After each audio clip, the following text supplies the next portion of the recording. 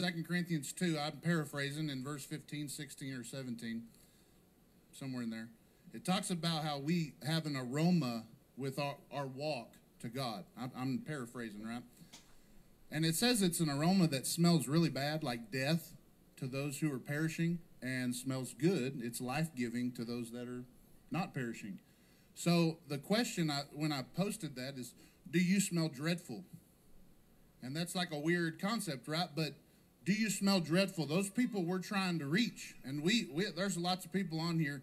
This is, the most spirit-filled church I've ever been to for sure. That's what I'm talking about. Maybe I smell dreadful. I don't know. But to people that are perishing, we should be repugnant to them. Okay? When we're talking, we should be the type of Christian. So we talk about, where'd you go, Darren? Your Christian walk. You're supposed to be approaching these people, okay, in a way that smells dreadful to them, like death. Okay? We're not supposed to be friends with these people. Okay? Now, we can go around and talk to them, everyone always says, well, Jesus was with the sinners too. He brought them out of their sin, and then he walked with them, right?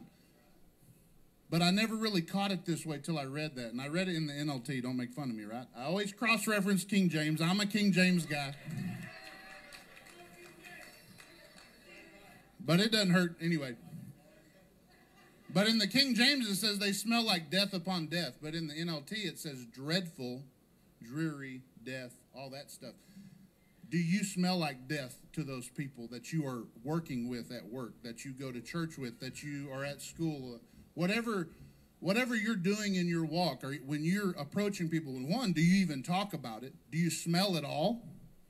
Because you're supposed to smell like a perfume, like that life-giving perfume, if you're a Christian, to Christians. So if a Christian comes up to you, they should smell that, okay? And I mean, there's a tie in there where the aroma that smells good to God, the Old Testament sacrifices, there's a tie in there. I'm not going to go into that, but what do you smell like to a Christian, and what do you smell like to a non-Christian? Do you have that stink of death on you because they know in their heart of hearts that you are pointing out that they're dying?